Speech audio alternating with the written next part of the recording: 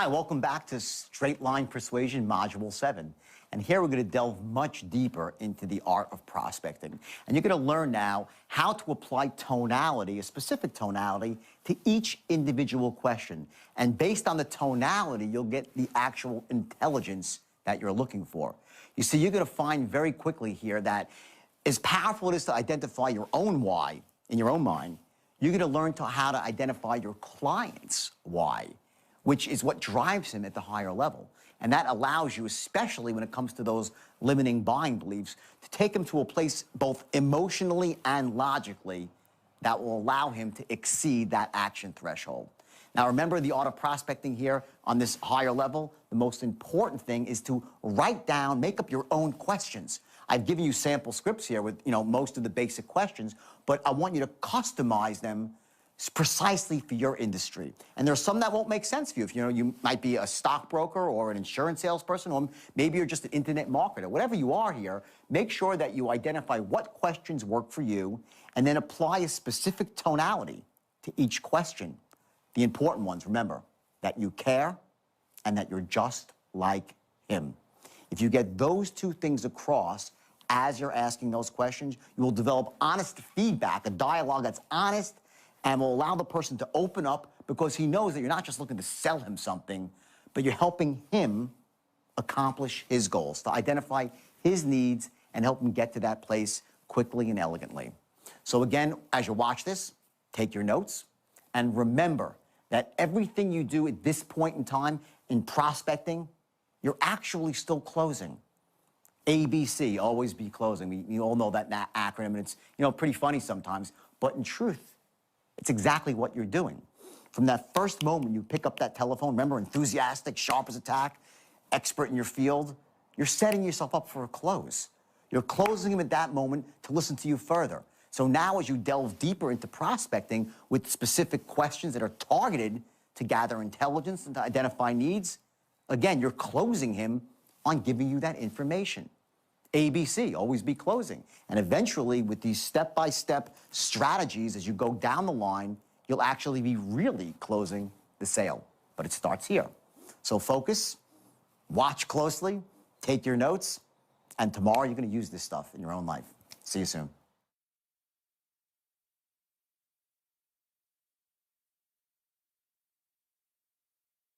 So what I want to do today is this. I want to start off, and I want to start with prospecting. I want to start going through questions. And this is some stuff, it's not as exciting as the straight line itself, but this is the first part of the straight line, okay? And you need to master the art of asking questions, okay? Now, there are two parts of this, okay? There's two parts. The first part of it is the actual questions itself, okay?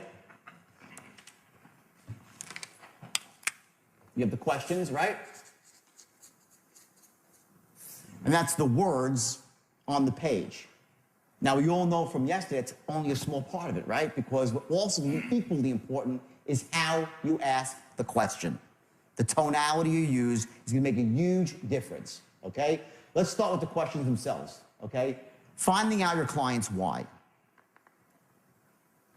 Do not skip over the fact of what is actually motivating your client to want to make a purchase. Now, don't say, why do you want to buy this? That's not what you say. That's not elegant enough. I'm going to show you a series of questions. You're going to find out his why on both a logical and an emotional level. You need to identify his logical and his emotional why. This is crucial. Okay? You're going to write down perfect questions for your industry. For your people, if you're a sales manager, you're going to write down the perfect questions for your specific industry, and I'm giving you tons of samples to pull from. I'm giving you all the samples. You're getting everything, okay? And memorize them. If you're on the phone, you have the script in front of you. Know your questions. Do not miss it. They're in a specific sequence for a reason. You're going to learn to go from the general to the specific. You get that? So you're going to ask the questions in a specific order. Okay? Last, you're going to ask for permission to ask questions. You don't just interrogate somebody. You know, the guy says, hey, you have 60 seconds, I would like to share with you. You got a minute? Blah, blah, blah. He says, yeah, great. You say, blah, blah, blah, you know, this makes sense. He says, yeah, great. Just a couple of quick questions so I won't waste your time. Right? That's a transition. Just a couple of quick questions so I don't waste your time. Tonality. Don't just start asking him questions. This is huge. This is a transition. The transition, okay, is going to be twofold, okay? You have two options for it. First, just a couple of quick questions so I don't waste your time. This is the assumptive one, which means you're not even going to ask, you're not going to wait for him to say okay or not okay. And most of the time, that's fine. But it's not just a couple of quick questions so I don't waste your time. It's just a couple of quick questions so I don't waste your time. Like, I'm here to help. The unspoken words in your tonality are, I'm here to help. Well, just for information, no big deal. The other one, okay, just a couple of quick questions so I can better serve you. It's a little softer. And if you add on, is that okay? It's probably not a good idea. Because it shows that you lack authority. Right? Let's write down the 3 cornerstones. Everything that we do when we're asking these questions, we're going to be looking to accomplish 3 things. What are they? Sharp as attack. What else? Enthusiastic. What's the third? Forced to be reckoned. Forced to be reckoned with. Forced to be reckoned with, meaning an expert. An authority figure, right? So we're going to always be congruent with these 3 things, and implicit in our tonality also, whenever we can, is going to be, I care, I'm trustworthy,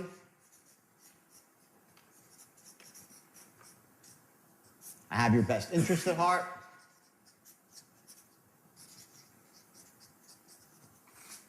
whenever you can put those things in there with tonality, you're going to, and we'll see as we go through the questions, okay? Okay, start with big picture questions. Here they are, ready?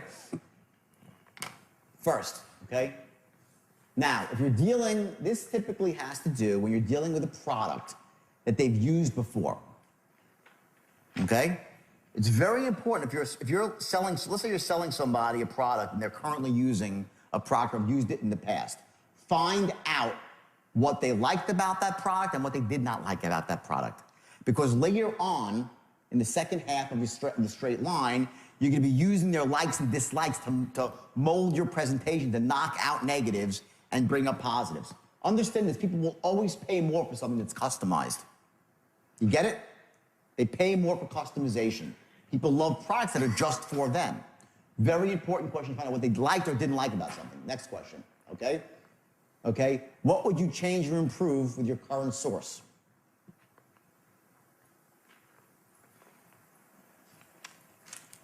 Now, again, this wouldn't, for someone that's doing loan model, credit repair, not going to really apply so much, this question. So again, you're going to choose the ones that suit your industry. But these are all the big picture questions, okay? Next, what's your biggest headache with?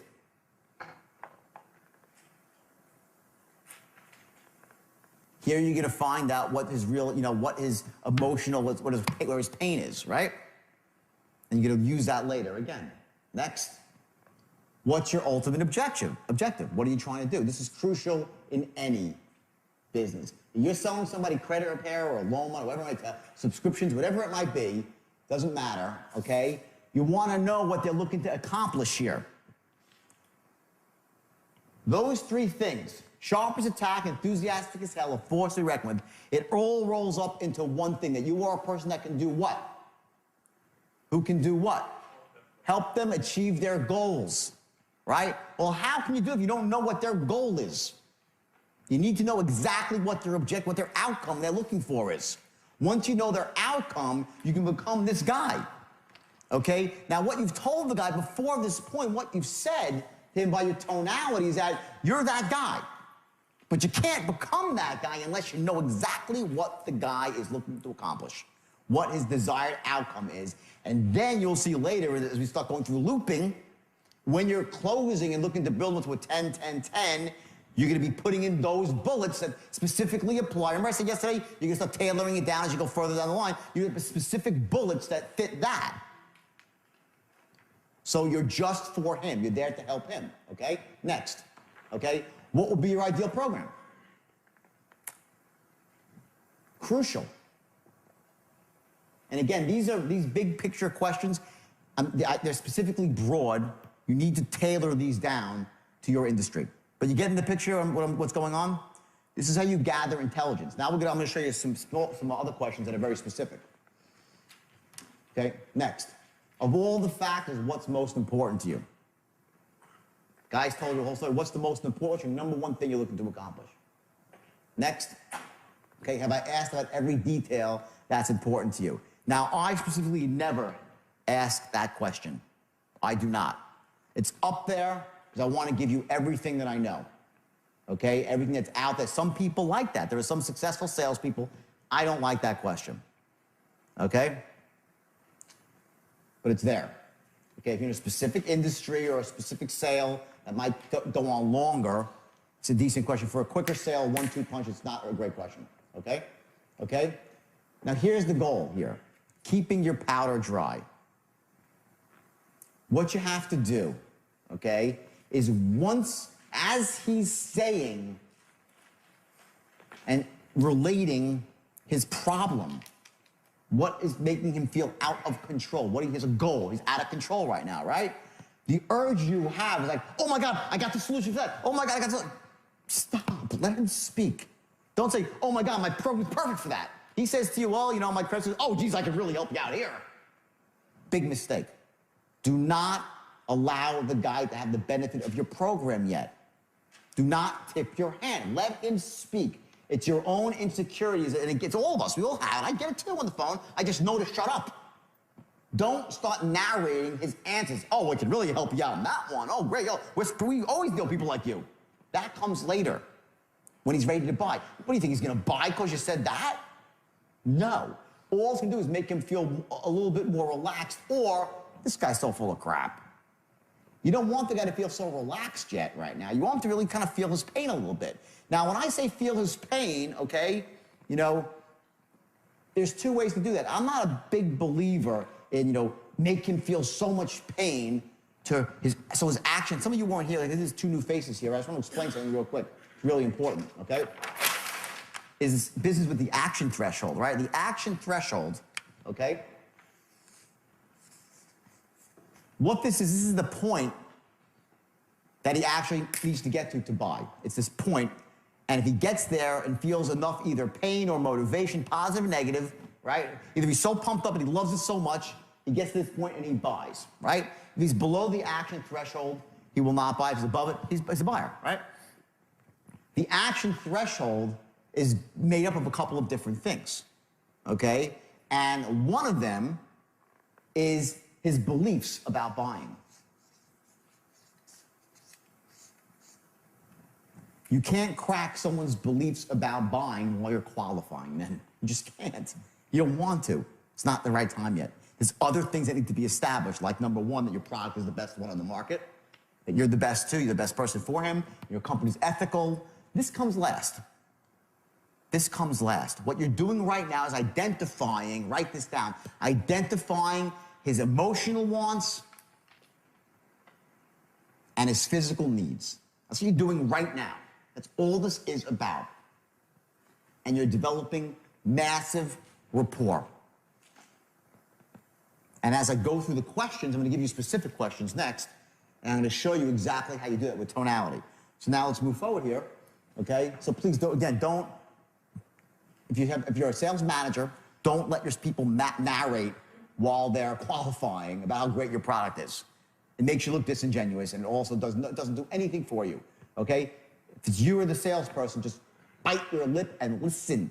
2 ears, 1 mouth. You should listen twice as much as you speak, especially in the beginning, okay? You'll have your chance to speak, and when you speak, every word will be directed, okay? But just not random words that come out of your mouth. Everything's measured, okay? Okay, let's see.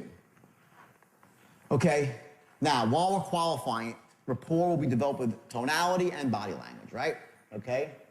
You start asking invasive questions. Now we get specific, right? Let's get to specific questions, okay? Okay? Each question has its own tonality, okay? This is the first one. We were dealing with a trading system yesterday, right? So if this is the question here, right? How do you think about training, right? There's a couple of different ways to ask that question, right? The first way would be, how long are you thinking about trading for? That's one way. The second way is, how long are you thinking about trading? Now, I'm telling you this right now. I'm going to call, as soon as the script's getting, I'm going to call someone on stage, and I'm going to show you the dramatic difference in emotion it creates.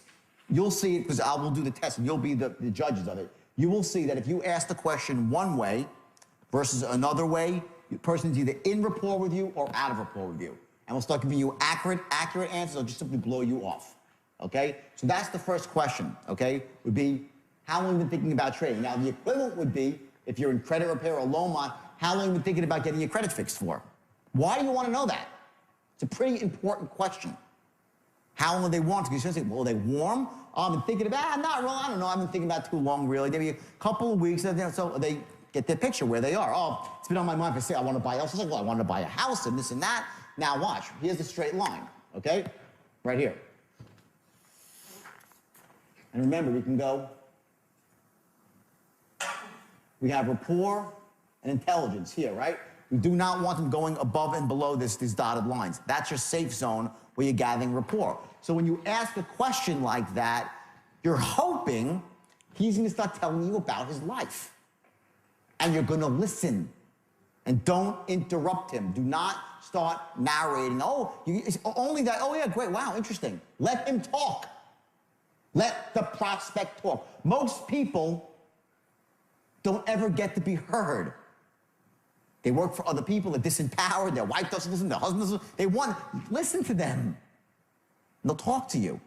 Now, if he starts spiraling off into Pluto, and it goes from telling you about meaningful things in his life that got him into a situation versus now his son's in school and how his son's getting A's and B's and he's going to go to a, then you know you're off the line, okay? So what are you going to do? When you're off line, you're going to stop him, and you're going to direct him back to the line using tonality to carry the moment. So again, this specific question in your industry can elicit a ton of information. How long are you thinking about buying a Porsche for? How long are you thinking about buying this piece of equipment for? Whatever it might be. How long do you want to get into the trading business? How long are you thinking about becoming, a stockbroker? Whatever it's going to be, right? Next question, okay? Okay, let's do this. I'll jump ahead for just 1 second here. Now, we're going to do this when two people are on stage. What happens is this. When you're asking questions to people, all right? Now, I know you're on the phone. They're far away. You have to use your body. Move your body in a way that creates the right tonality for the question. If you're having trouble creating a specific tonality, what you're going to find is if you move your body a certain way, either you narrow your eyes, okay, drop your head, okay, tap your hand like this, okay, sit down and crouch forward. When I'm on the phone pitching, typically if I'm trying to close somebody, I am sitting down. This is me, just me, okay? I'm sitting down, leaned over with my weight forward, almost jumping out of my chair. I'm not really, my weight's not in the chair. My elbows were on the desk. I'm leaning, I'm looking at my script. Now, I wrote the script. I'm looking at the script still, just for a guide, okay? And I'm here, and I'm forward, I'm like this, and I'm banging my hand with certainty. That's me. Some people will pace around. They'll pace around like this. They'll start walking back and forth, and they'll say, all right, a lot of people do that. No, none is right, and none is wrong. It's whatever works for you. So what we're going to do later, after we do these questions, we're going to do an exercise. You're going to find your gestures. Because you need to set anchors, called setting anchors for your gestures. I want you to know that when you need to trigger a specific tonality, you can do it with your body. Very, very powerful. As you're asking questions to people, remember, the most important thing when you're asking questions is that they have to know that you care. So when it starts to get to money questions, to specific questions like, how much money do you have in the stock market? Or, how much do you owe on your mortgage right now? How far are you behind on your credit cards? Whatever the questions are, okay? It can't be, how far are you behind on your credit cards right now? What do you have in the market? Like the Grand Inquisitor, you get that? That tonality is death when you're qualifying people. It's absolute death. You lose it right there and you're done. I've seen more salespeople lose sales at this point here of the script, right? When they're asking questions and they're out of rapport, okay? If you're saying to somebody, how much you have in the market. It's like, how much you have in the market? Just a ballpark. Just a ballpark. Everything, just a ballpark. Minimize it. Don't ask somebody a question like you're the Grand Inquisitor, because they will destroy you, these questions, okay? This is a crucial part of the sale, okay? So now, let's move forward for a second. So you ask these questions, okay? And you get to the point where you're done qualifying, and hopefully this guy qualifies. Two things. A, write this down. The product is right for him.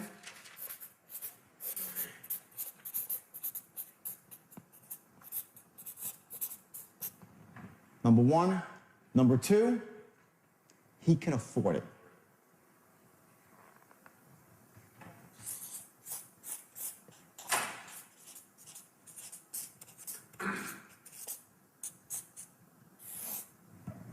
If the guy or girl cannot afford your product, do not pitch him. The biggest mistake of a salesperson is to pitch unqualified people.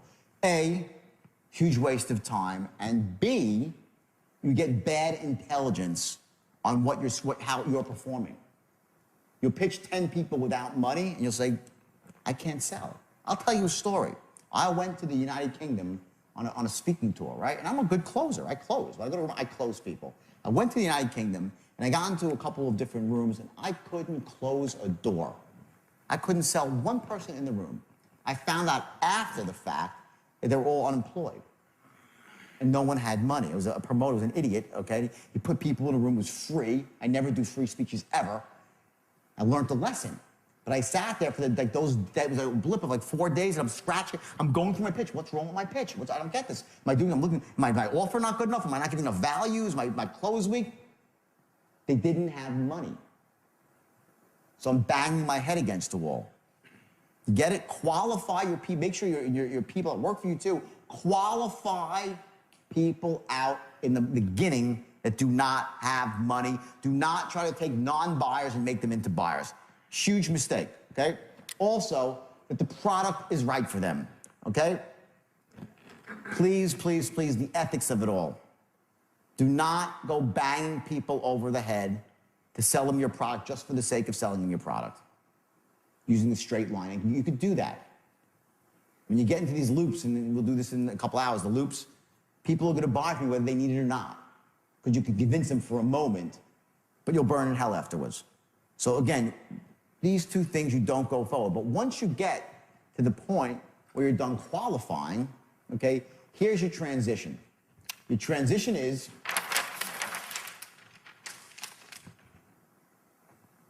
write this down. Well, based on everything you just told me, this program is a perfect fit for you. That's your transition. Based on everything you just told me, the program is a perfect fit for you. Where are you on the line?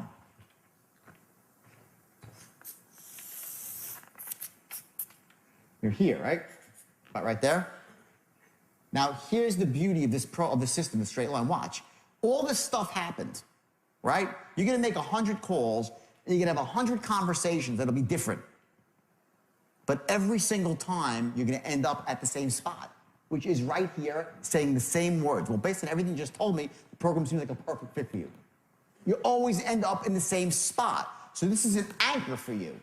In other words, your anchor point is when you say the first word is, hi, is John there? That's anchor number one, okay? Anchor number two is right here. Well, based on everything you just said, it seems like a perfect fit for you.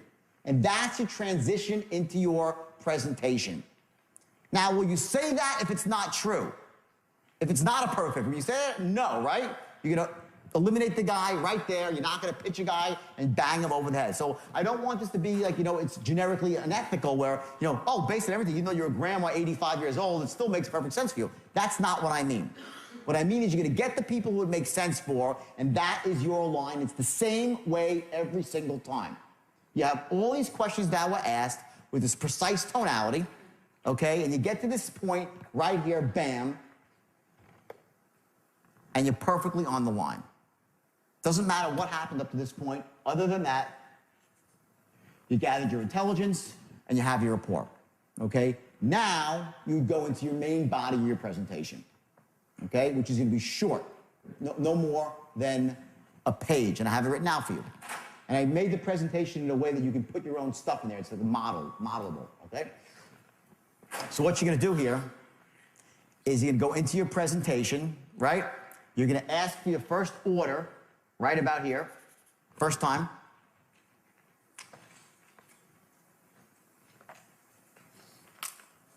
And at this point, what are you waiting for here? What are you waiting for? When you're asking for the order, you say, believe me, you'll be very impressed. Sound fair enough? What are you looking for here?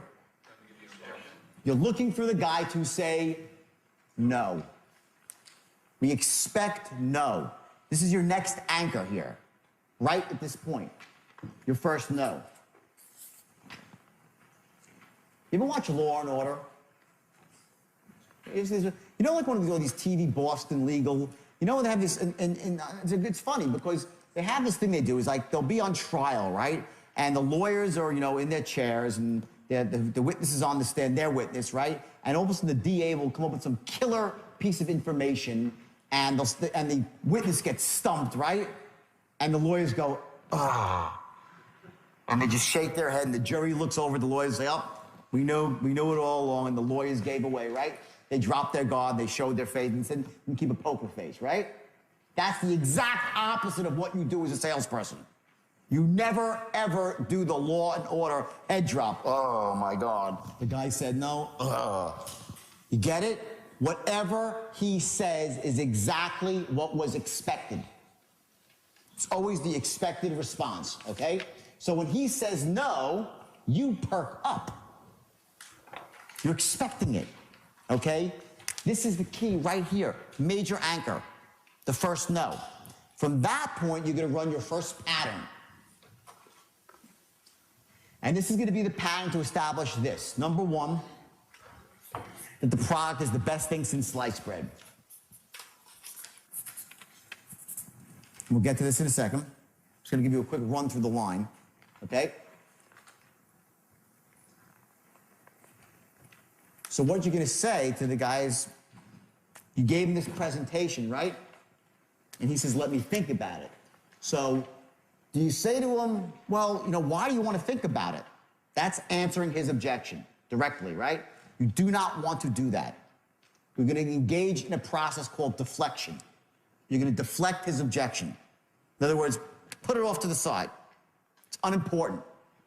A, it's not even a real objection.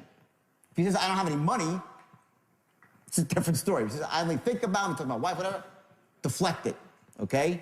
You're going to handle that objection, but you're going to handle it on your timing. Not when he wants it, when you want it, okay? So you're going to deflect no matter what he says here. No matter what he says, I don't care if he talks about the price of tea in China. Your first question is going to be, I hear what you're saying. Not I understand what you're saying. I hear what you're saying. But let me ask you a question. Does the idea make sense to you? Do you like the idea? That's pattern number one you're going to run. Doesn't matter what happens. Because I am telling you this for sure. He's not at a 10 in terms of his love of your product. He's just not. You didn't try to even get him there. Your pitch is not designed, your presentation, and I'll get to the presentation in a second. It wasn't designed to get him there. You're just getting him in the game, showing him some benefits so he gets up there, likes it, and seems good, right? Does the idea make sense to you? Do you like the idea? Now, you're not going to say, we went through this yesterday, you know, money aside, does the idea make sense to you? No. You don't say that. But implicit in your tonality is that money is aside. You're like, well, let me ask you a question. Does the idea make sense to you? Do you like the idea? Like, no big deal. Money aside. That's your first question. Do you see what's... You're starting to see the concept of the line here, that it doesn't matter what happens. Every sale is exactly the same. That's the power of somebody that's not a top salesman. They can use every sale's identical. You'll get to all their objections, but on your time frame. And they're going to love you for it because you're not going to think you're deflecting. They're going to be in the game with you because you're in rapport. Okay, you'll get to the I don't want to think about it, but not yet, because that is going to evaporate when you run the pattern. I want to think about it will disappear. It'll become something else. I want to do something else. I have all the objections. We'll go through those, right? So you run the first pattern, okay, and you say, does the idea make sense to you? Do you like the idea? He goes, yeah, it sounds good. Is that good enough? Yes or no? Not in the least. Someone says, yeah, if you say something, does the idea make sense? Do you like the idea? 90% of the time they say, yeah, it sounds good. So the salesman says, great. Now, if I've been doing business with you for you cannot move forward on the line. Watch. Every time you move forward, there's 3 ways for it to go. The guy could say an enthusiastic yes, which brings you forward on the line, right? An enthusiastic answer. Yeah, great, absolutely. Let me ask you a question. Do you like the idea? Oh my God, yeah, it's the greatest thing ever. I'll move forward. I'll say, exactly, it really is an amazing program. Move forward. But that happens like maybe 8 to 10% of the time, where someone will be that enthusiastic about your product on the first go-round. If that's the case, he's done a lot of research and he knows that it's far and few between, okay? Mostly, they'll say, yeah, it sounds good. I'll say exactly. And let me say this, and this is the key words here. The true beauty of the program, this is your power words. The true beauty of the program, that's the beginning of almost every loop. And the reason it's called a loop is watch what happens. You already made a presentation, right? Now you're past that. You ask for the order. He says, let me think about it. What do? Do you go slam forward and try to close him? No. You're going to loop back around to resell him the idea. First, you loop backwards. Do not go forward. If you want to sound like a pushy salesman, let him object, answer his objection, and ask for the order again. Just answer. If you answer his objection directly, you seem pushy. And it's no, it doesn't matter. If he has an objection, you're just like, I know you want to think about it, but thinking about it's not really good. There's only, you never know real estate, it's location, location, location. In this business, there's timing, timing, and timing. So do it right now. Come on, believe me, you won't be sorry. You're a freaking idiot. You're like you're awful as a salesperson for doing that.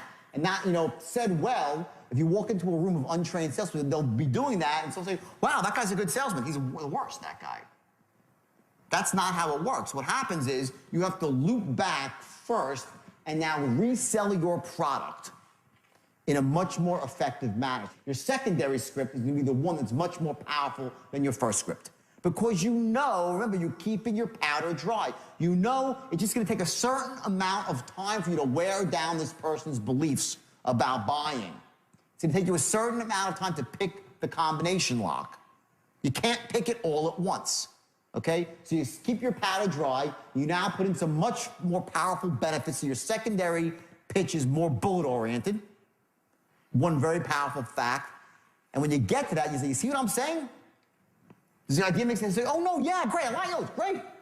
The second go-around, they'll go up on you. They'll say, yeah. If they were saying, yeah, it's pretty good, they'll say, no, it's great, yeah, I really like it. Now they're probably at an 8 or a 9, maybe at a 10 if you did a good job, depending on how hot they were. Now you can move forward and continue the loop. So that's your first loop, right? Then you would move forward and you would ask him another question. That's going to start cutting through his buying beliefs about you. And I'll stop here right now. We're going to pick this up after. So I want to do the questions now. Let's go through the questions that you're going to ask. And I want to show you the precise tonalities that you're going to ask these questions in, okay? And let's pretend right now that we're selling a trading seminar. First question is going to be, okay, now how long have you actually been thinking about becoming a trader? Okay? So start off here and say, okay, great. Just a couple of quick questions so I don't waste your time. Let's hear. Okay, great. Just a couple of quick questions so I don't waste your time. Okay, go. Now, how long have you actually been thinking about becoming a trader? About 2 or 3 years. Excellent. And are you looking to trade part-time or full-time? Could trade maybe 3-4 hours a week or something. Okay, excellent. And where are we? Okay. And what kind of work are you doing now? And how's it going for you? Okay, that's a two-part question. First, you'd say, hey, what kind of work are you doing now? Let him speak a bit. Say, how's it going? Once he starts speaking, to prompt him more. Start from the top, and what kind of work are you doing now? And what kind of work are you doing now? Okay, I'm just working in a factory and stuff like that. I work about 40 hours a week. And how's that going for you? It's, well, I'll tell you, it's pretty good, but like, I have weekends off, and then typically on the weekends, I try to get away with my family. I don't have that much free time. And for the most part, though, we usually go and, we go up to northern England on the weekends. And, but I think I wanted to become a trader because like I like hunting up there, and I think it would give me the freedom to do that. And, last weekend I was there, like I remember I had to come because, I'm short of money right now, and I had to go up there and just kind of like only hunt half the weekend with my kid. And my kid loves to hunt, so I figured being, a trader would be just a great thing for me because it would allow me to spend more time up there on the weekends. And, you do any hunting? Yeah, no, I don't actually do hunting, but that's really cool that you do. Hunting's a blast, I'm sure. So are you looking at trading as a way to simply... Okay, stop. I did it on purpose. I rambled off the line, right? Let me explain a couple of things here, okay? Number one, okay, there's a couple of very important words. Now, don't take this the wrong way. Remember, ethics, right? We have to have our ethics. But I want you to remember, drill these words into your brain. I am just like who? You. I am just like you. You just told the guy, you might as well tell the guy you hate hunters, right? Yeah, I mean, like, I got my just gut. I know it's up on stage, but I'm glad you're doing well, right? I'm glad that it came out, though. But to me, the guy says, oh, I was up hunting. I said, do you hunt? You're like, no, I don't, sorry. Anyway, you completely broke rapport. You completely broke rapport. You were trying to do the right thing to get me back to the line, but that was not elegant. What that was, I'm a salesman, I don't care about your life. You get it? Yep. Okay? And that's a huge error right there. You're out of rapport. You probably reduced your chances of a close by 50%. With that one mistake, 50% you've reduced your chances to close. Because the guy doesn't want to, listen, we join clubs. We join political parties. We go to churches and temples, whatever it might be, to be with people that are like us. We don't associate based on our differences. We associate based on commonalities. Hey, oh, he's my best friend. He's nothing like me. That's bullshit. Don't think, oh, I'm looking for a woman who's going to be your opposite. No, that's a load of crap. You want, so you can be an opposite? You want to be with someone who's like you. So I met this guy. He's rude. He's obnoxious. He's nothing like me. I want to be his best friend. No, we associate based on commonalities. We join religious organizations, go to country clubs, political clubs like, the Rotary Club. It's based on what we have in common. We want to be around people who we have things in common with. That's it. When someone says to you they're a hunter, I don't want you to stretch the truth, but let's say, have you ever been hunting? I'm sure you have, right? No. Never in your whole life. Okay, great. He's one. Fair enough. Okay? Fabulous. Great. Here's the response. You've done it. My God, I've never been hunting. I would love to go hunting one day. I'm sure it's unbelievable. Get it? It's all you had to say. Oh my God, that sounds amazing. It must be beautiful up there. Yeah, okay, great. Now, see, it's elegance. When I say interrupt him, you cannot bat him and go back to the line. That's a disaster. That's why it's so powerful to go through a script like this, And this is such a, again, okay, watch, very simple. If this is the straight line, okay, and this is your acceptable levels where you let the guy ramble on, right? And he starts to go up here, and I went off to the countryside. You let me speak, I spiraled, right? It can't just be, nah, I'm not interested in hunting, I go down to the line. You're done, okay? What it's gonna be, this is sort of the zone here. You're like, oh, wow, my God, I'm just like you. Or even better now, I wish I could be just like you. Wow, lucky you to have that. Man, amazing. Woo, great. Now, you can't say it. Ooh, great. Ooh, boy, you're an idiot. But your tonality says it. Because I would say, wow, that's amazing. I've never been hunting. I'd love to go hunting. I have tons of friends that are hunters. It's totally cool. Anyway, now, boom. Apples and oranges in how you close a sale. You're in complete rapport with this guy. He's like, oh, wow, what a nice guy. He's like, you're interested in my life. You get it? Mm-hmm. Everyone get that? Okay. Never fall out of rapport with a question. Let's go to the next question. So are you looking at trading as a way to simply supplement your current income, or is it something that you're transitioning to full-time after you start making tons of money with it? Okay. Decent. Now, I want you to notice something here, okay? Look at the words here. After you start making tons of money with it, right? Okay, that's called the future pace. Just put an underline there. When you're writing your presentations for yourselves and your companies, right? In your script, you want to always have these things once you start making money. After you start making money, like the rest of my clients, all these future paces in there, okay? So what I want you to do here now, okay, is I want you to get a little bit more elegant. So you're looking at trade as a way to simply supplement your income, or is it something you'll transition into full-time after you start making money with it? In other words, it has to be, the future pace has to be said in a way. It can't be once you start making money with it. It's like once you start making money with it, like the rest of my clients have. Now you can't say the rest of my clients have, A, because it's probably not true. You're not going to lie on the telephone. But by your tonality, when you say this line, you want to trigger the emotion, okay? Like it's a virtual guarantee without ever saying it's if it's a guarantee, if what you're selling is a guarantee to it, then say it. But if it's not, don't say it, okay? So try it again, okay? So are you looking at trading as a way to simply supplement your current income? Or is it something that you'll transition to full-time after you start making money with it? Well, you know, I'm just going to do it full-time, part-time. Are you currently invested in the market right now? Stop. Important point here, okay?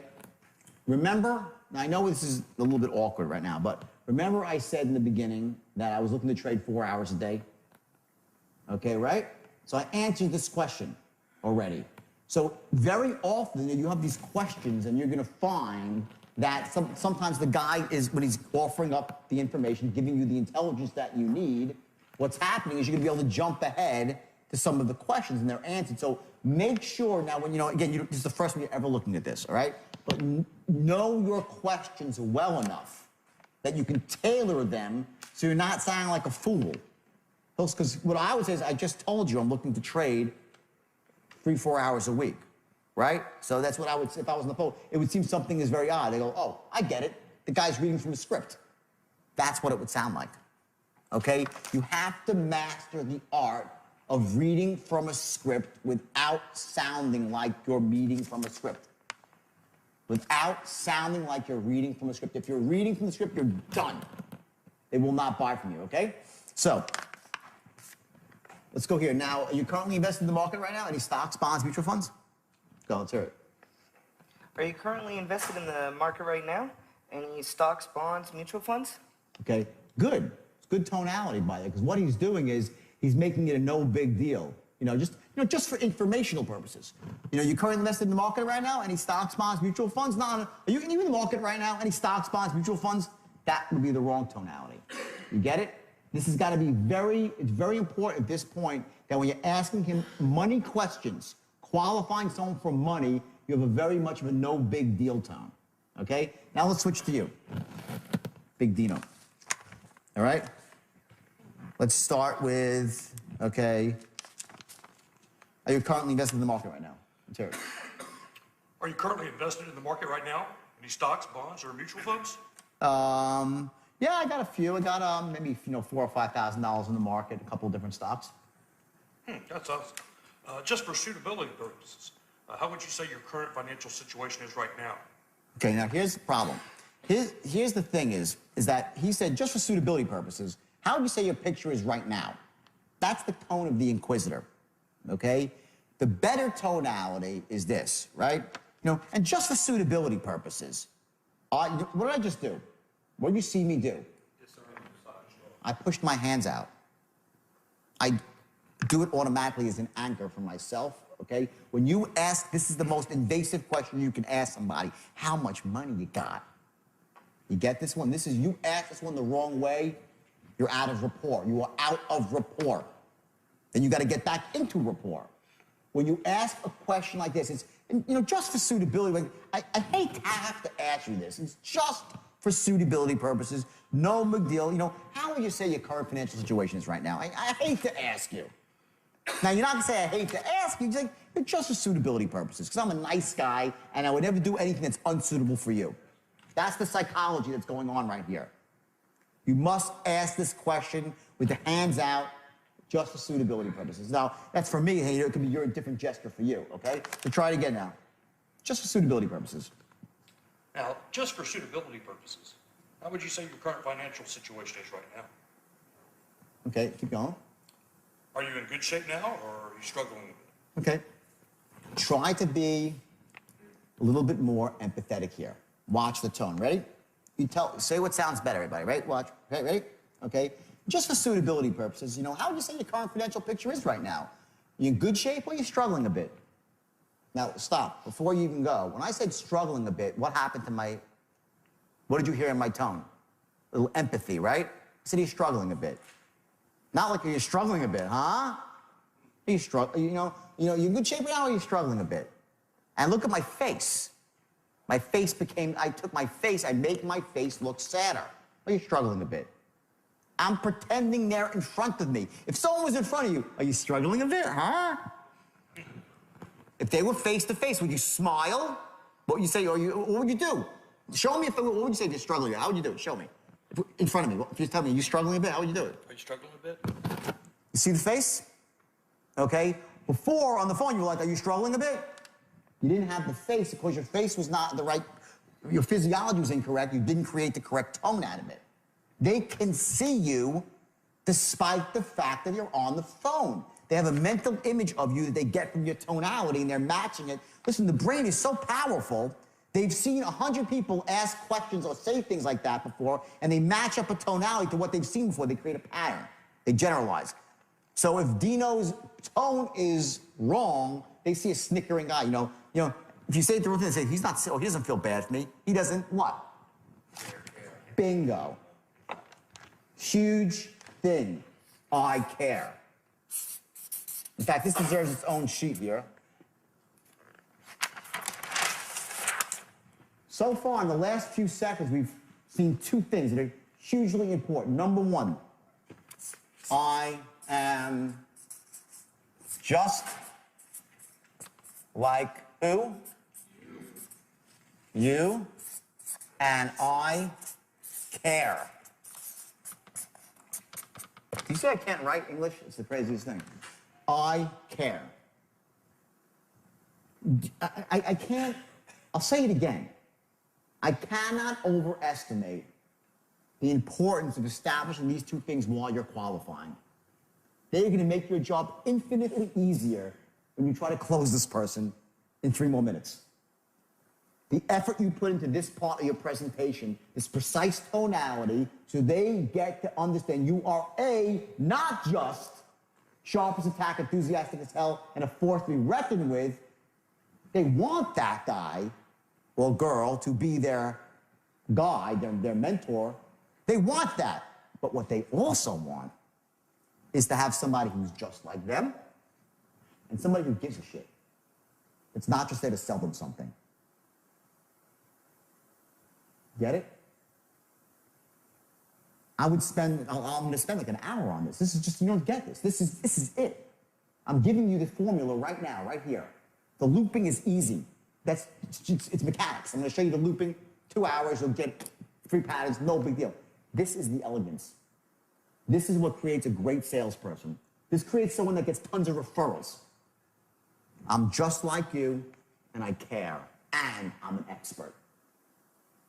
And I'm trustworthy. Get it? Qualifying is one thing, and there's qualifying, which is another thing. First day now, let's flash back. I showed you that chart. You see why I say the chart's ridiculous? Part of it's about rapport, part of it's identifying needs. What the hell is that? As you're identifying needs, you're developing rapport. There's no difference. When you're asking for, when he says no for the first time, you're still building rapport. You're still building rapport every step of the way, and you're still identifying needs as you're closing. There is no division. You're doing everything at every moment, you're identifying these, developing rapport, and closing every word that you say. All designed to get you to that one point. Doesn't matter. And these things here, this is where it's at. It's not in the hard-charging guy that you see on the phone pacing back and forth on TV. That's a load of crap. The salesperson is the ultimate wolf in sheep's clothing, but with ethics. So there's nothing wrong with it. Not a wolf in sheep's clothing in a bad way, okay, which I once was, but the right way. You come in there, you know you have the power. You got the power. You got the straight line. You're a master of tonality. You're a master of structure. You can loop and loop and loop until you pick the lock. You got it all. But you're unique as you freaking care. Bottled, you know the enthusiasm, bottled enthusiasm? It's here, right? It's not here and here and here. That loses its power really, really quickly with somebody. You might get some buyers that are like, if they're just like you might get that buyer. You're gonna cut out a whole element of emotional buyers that more than anything want to be understood, they want to be cared about, and they want to do business when they like. Imagine this is a pie chart, there's 100 buyers, right? And you're a great closer, but you lack the ability to create a certain emotion in a certain group of people. You lack one skill. So all that means is you're gonna close a few less people. Your percentage goes down. That's the way it is. There's a reason why some people close at the highest level. It's because they don't lack the skill sets. It's skill. It's skill. It's not accident. And the greatest skill of all is what? Hard work. Number of calls you make. But when it gets past that point, it's all about these nuances, the fine ones, and these two, I'm sticking on it for all. These two, when you're qualifying, and even when he's objecting, everything will always say, even when you're at odds with the guy, right? When I said, as I said yesterday, we'll go through this again later, I said, tell me you don't like my product, and I will respectfully argue with you why you're wrong. I'll educate you why you're wrong, right? While I'm educating you, I'm also going to be telling you these two things. They're not mutually exclusive. You never buck heads with somebody on the phone or in person trying to tell them they're wrong and you're right. It's not about that. You educate. Why? Because you care. And you know your product is the best and you know it's in their best interest. And that's when this tonality, we'll go through a different tonality later, where you're as smooth as silk and say, sir, please don't misconstrue my enthusiasm for pressure. It's a great line. It's the last thing I want to do. But let me say this. The true beauty of the program, and you're back in. You have all these loops, the true beauty of the program. You'll loop back in all the time, okay? And you're going to tailor it so you're just like him, okay? So now let's go back here. Everyone get that? That whole concept? Okay, so let's go now. And just for suitability purposes. And just for suitability purposes, how would you say your current financial situation is right now? Are you in good shape or possibly struggling a little bit? Much better. Excellent. Give me a round of applause. That was great. Well, things have been better. It's been a tough couple of years. I'm doing okay. Paying the bills. Jordan. Stop. Okay. Now, every time, listen to me, when he says something you have to respond back to me, okay? You have to mirror me, okay? So I said to you, I'm paying the bills, okay? Here is a time when matching and mirroring is crucial, okay? You talk about pacing and leading, right? Matching and mirroring, okay? I say to you, okay, how about this? 3 responses to this question. Let's go through the 3 responses. And this is going to go for all questions. So let's go through 3 responses. The question is, okay, are you struggling right now or do you have money, right? There's 3 things he could say. I'm doing great. Things are great. Things are so-so, okay, right? So-so. Or things suck. So, based on the response he gives us, what do we give him back? Well, we got to mirror him back. If he says things really suck, okay, great, perfect, a victim now. You're not going to come back. And as silly as that sounds, by the way, salespeople do it all the time. Because they're locked in, okay, great, they think, okay, great, like a robot, okay, great, okay, great. There's all these okay, greats that are here in the script, but they're reflection points for you to reflect back to the customer some emotion that matches his, or if you're pacing and looking to elevate him a bit, you use that to elevate his state. Everyone follow that concept? You elevate their state by your tonality, right? So these transition words you're mirroring back to the guy, they're there for a reason. So he says it sucks. Oh man, my finances are a suck. Okay, great then, perfect now. Great guy for credit repair, okay? If he says so-so, I'm doing okay. Okay, great, I'm glad you're not broke. No, you're not gonna say it either, right? You're gonna come back with sort of a so-so, okay, but a little bit above. Like, things could always be worse. So what are you trying to say? What are you trying to say there? Just like you. I care. In other words, if someone says to you things are if someone says to you things are not really good right now, okay? Now there's this sort of like the really fine line. What you don't want to do is say, listen, don't worry, I have the solution for you. Everything's going to be great. You don't want to do that. You want to keep him in this state, not to hurt him, but he needs to feel a little bit of pain right now to really open up to the benefits of what you have. You're doing him a disservice if you remove all the pain right away. And don't take that as the wrong way. You don't want to put people in pain. The problem is if you take him out of pain too quickly, he won't close. And they'll still be in pain an hour later and you've done the guy a disservice. So he has to feel some pain for you to do the right thing by him. It's tough love, okay? So you're not going to solve his problem while you're qualifying him. Get it? Fight the urge, okay? So the guy says to me, nah, if it's not good, you know, I'm behind on my bills, about to get foreclosed on. Okay, great. I'm in loan mods. No, you don't have to say that, right? You'll say, oh man, that's just awful, awful. Well, you know, that kind of sounds a little bit disingenuous. So what you want to do is say, I totally understand. That's exactly why I called you. Tonality, I totally understand. And it's exactly, not I totally understand, I totally understand, that's exactly why I called you. It's exactly why I called you. Isn't this great? We made a match. That doesn't sound like you care. That sounds like you want money. I totally understand. That's exactly why I called you. How does that sound?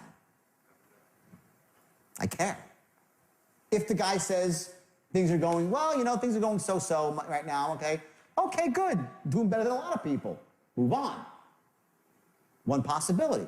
Okay, good. Okay, good. Good to know. Good, good, great. Little upbeat, not too much, a little bit above him, not too much. Say to the guy, how are things financially? Oh, doing great, awesome, perfect, great. Next, match the guy, boom, on. You alter your response to match his response. Qualifying does not occur in a vacuum. There's this zone here, right? It's like this little zone of tonality and rhythm and tempo, right? And the kill zone is like right here. That's your appropriate response, right? You're like, how do I remember all this? When you're unconsciously competent at something, you do this automatically. What you need to, we spoke about, you weren't here yesterday, we spoke about the different levels of learning, right?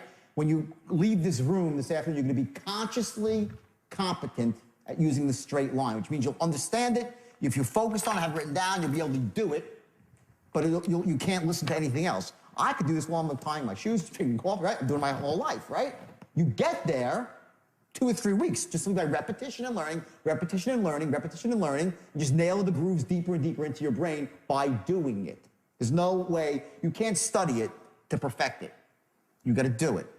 Once you do it, you're gonna fall into this little kill zone right now, and automatically, when he says a question, you're gonna mirror back the right tonality. I'm giving you the info. I'm giving you the info right now for your conscious mind.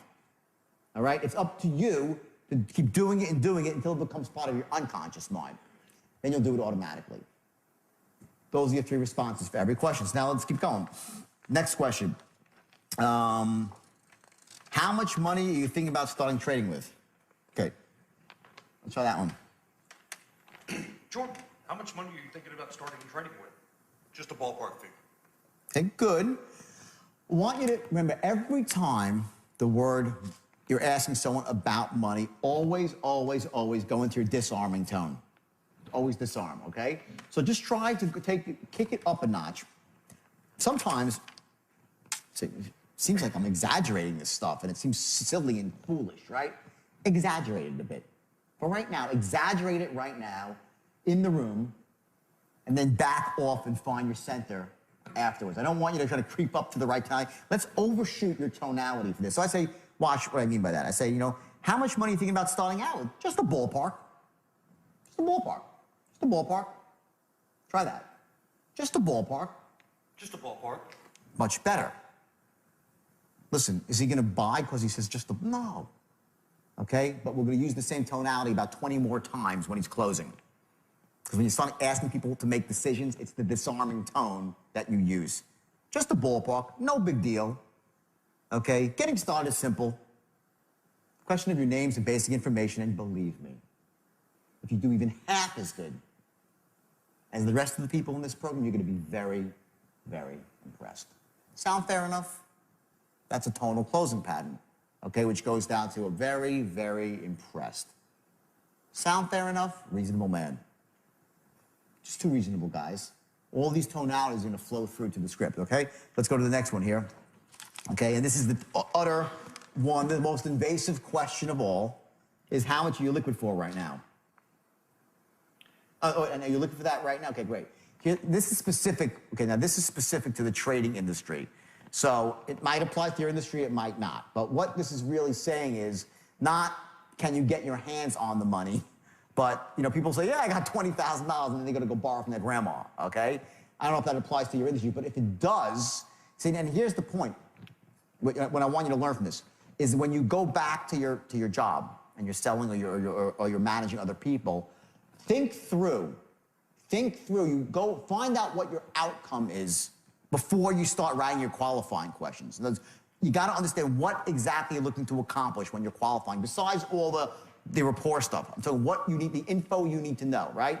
In this particular industry, what they were finding is that people would say, oh yeah, I got money, and they'd say, okay, I got to go now find them. I got to borrow the money from my mom all the time. Like, I got to go raise it, I got to find it. That's what was going on. So you added a qualifying question on to the end. Let's just say you're in a specific situation, okay, when it's one of those things where 90% of the time, okay, they have to make the decision with their wife. I would qualify that out in the beginning if it was that sort of decision. Do you need to have someone, do you make this decision alone, or is there somebody else you need to make the decision with? If that's, you don't live in a vacuum. Find out what your core objections are and start qualifying out for them to save your salesman time, to save yourself time. Balance that, though, with not over-qualifying, so you're only looking for the perfect cherry pick. There's a zone in there that you have to be comfortable in. But if there's something that's really killing you every single sales, it always comes down to the same thing, okay, you try to qualify out for it. That's why we added in another question. You know, are you currently looking for the money? You got to raise it, okay? So let me hear that one. Let's find that. Are you liquid for it right now, or do you have to raise the money? Okay. Well, do you have to raise the money? Yeah. I'm on to your game. That's not quite the right tonality. But a good shot, though. So what is the right tonality, you know? Let's go through the right tonality. Would be more like, you look for that right now, or do you have to raise the money? No big deal. You have to raise it. Just want to know. I'm interested. No, tell me. You have to raise it. You know, because I can help you. Like, that's the tone. Like, you have to raise it. Like, some of my clients do. Just be honest with me. Let's get on the same page, pal, you know? Casualness. We buy, all things being equal, we would buy from friends and family, right? So be perceived as a friend. Who cares? Try it again. Are you currently liquid for that right now, or do you have to raise the money? 1,000 times better. Apples and oranges. Give them a round of applause. It was great. Okay? And I say, oh, no, I have the money right now. Okay, and here's the transition. Well, great. Let me say this. Based on everything you've just told me, the Forex program is definitely a perfect fit for you. Now, real quick, boom, in the body of your script. Get that? It's a very simple transition. Based on everything you just told me, it seems like a perfect fit for you. Not, well, based on everything you just told me, it seems like a perfect fit for you. Okay? That's not right. Let's hear that. Based on everything you just told me, it seems like a perfect fit for you. Let's hear it. Based on everything you just told me, it sounds like the perfect fit for you. Okay? Okay, now, here's the thing. That was a little bit too sing-songy, okay? Here's a point where you need to have a declarative, okay? When we talked about a question, when you ask a question, right? He said it, I'm like, oh, really? That's my dialogue off of what you just said. He goes, it seems like a perfect fit for you. I'm like, oh, really? What makes you so fucking smart? People, you don't think people are, oh, what makes you so smart?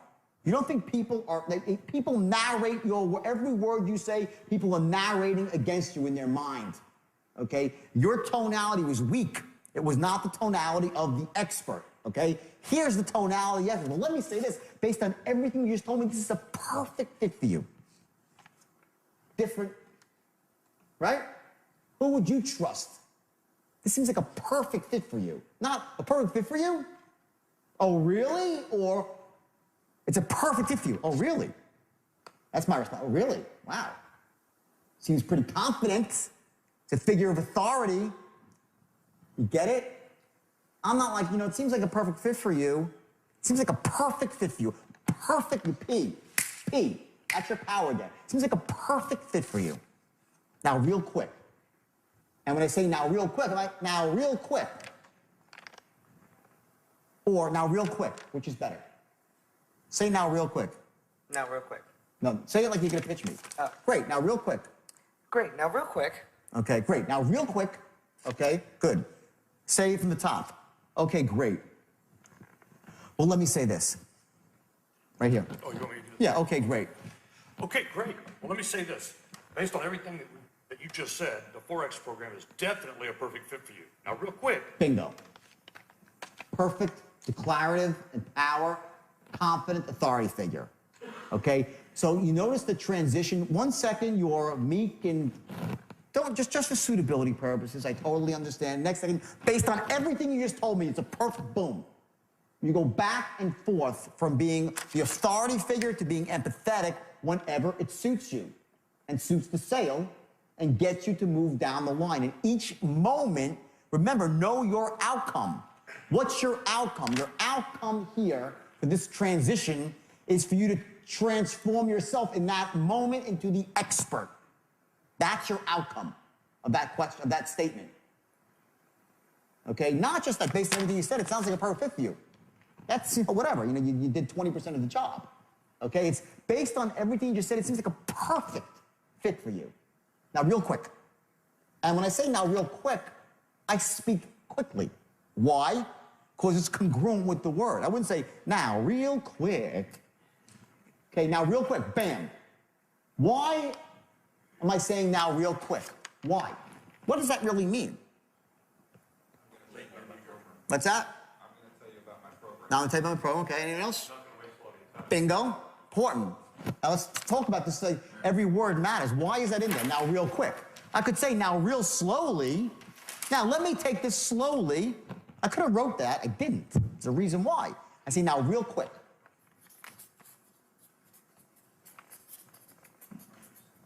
Okay, number one, he brought it up. Time is money, right? Whose time? His and damn straight. I'm a top producer. Remember talking about the native, the savage car saleswoman from BMW? This woman, when I walk in there, her time is money. She's going to sell me a car, make me feel great for 4 minutes, and I'm out the door with a car. If she said, oh, sit down, honey, have a coffee with me. I'm like, well, Nate is not selling too many cars these days now, is she? She's probably real desperate to sell me one. Okay, now you don't say all that, but it's a building block. That like little bit, now real quick, okay, and what it's also saying is that it's not going to take me very long to show you the benefits here. This is a very simple process. Now real quick, let me tell you how great the program is. Not like now real slow, now get out your pen and paper for some massive calculation to see the benefits. This is so freaking obvious Now, let me just tell you why this is so amazing. Now, you didn't say now, real quick, let me tell you why this is the best burger on planet Earth. You're not saying that. Say, now, real quick, boom, and you're in, and you're into the body of your script.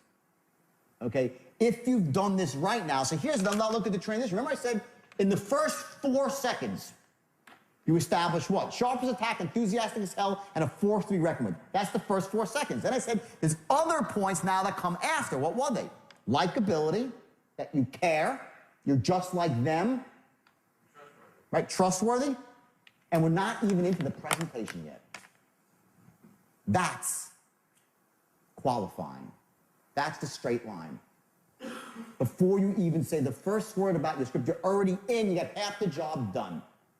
And from this point forward, it only gets better. In other words, if you think that was like, oh my God, forget that. The tonality goes 1,000-fold more important now. Now in the script, and not so much, by the way, in the script, that's somewhat in the script, but when you start to go into the actual, when he says no, the sale starts, right? That's when the sale starts. When he says no, at that point, your tonality is everything. What you've done is laid the foundation, and you've done what more than anything? You have not what? Blown it. You haven't blown it. Okay? You've laid the foundation for a great presentation. You're in rapport with the person. You know all the intelligence about them. So on the back end of the sale now, when you get to this point in the straight line here, and you're looping and looping and picking the lock, all that stuff that came out in the beginning, your own business, you go back to your business, you have all the questions I'm going to give you, the big picture questions, more specific questions. You can have all the intelligence you need to create the logical case, the emotional case, you know what his wants are, so you can pick the lock, 3 turns to the right, 2 turns left, and you keep looping and looping until the safe opens and he buys. That's what's just happened here. Don't ever, ever, ever rush past the qualifying section of the script. That's the key. If you qualify correctly and create the right image about yourself, closing gets much easier. So now it's time to master the art of reading from a script without sounding like you're reading from a script. If you sound like you're reading from a script, you're done. So you have to master this art, which is about tonality and pacing. So you sound natural while you're getting across some very powerful unconscious triggers for your prospect to give you the information that you need and to maintain that tight lock on rapport so he knows that you care and he knows that you share commonalities. Remember that we don't join clubs, we don't become members of institutions that people are different from us, and we always gravitate towards people who are just like us. When your client feels that, not up here, but here, you have a very, very easy time of influencing him or her. Important here on the action side of the equation is that in order to get to that point where you don't sound like you're reading from a script, guess what it takes more than anything? It's practice. And they say repetition's the mother of all learning, mother of skill. It's true. And there's, some amount of time you have to dedicate with this to really getting to the point where you sound good. And I just say, you sound good. You sound natural, you sound effective, not like a salesperson. The last thing you want to sound as some guy who's selling Ginsu knives on TV, right? That's a different thing here. That's not what we're learning. We're learning elegance, we're learning class, we're learning how to influence and persuade without being some hard-selling influencer. And some of you might be, hard-selling types, and that's cool too. There's nothing wrong with that, but remember, you want to balance the hard selling out with integrity and making sure that you're selling something that they really need, not just for your own purposes to make a commission. And, I say that from experience because, I have used the straight line. Listen, it's so powerful and so effective that you can get people to buy things they shouldn't buy and to make decisions they shouldn't make. And if you use it for that, shame on you.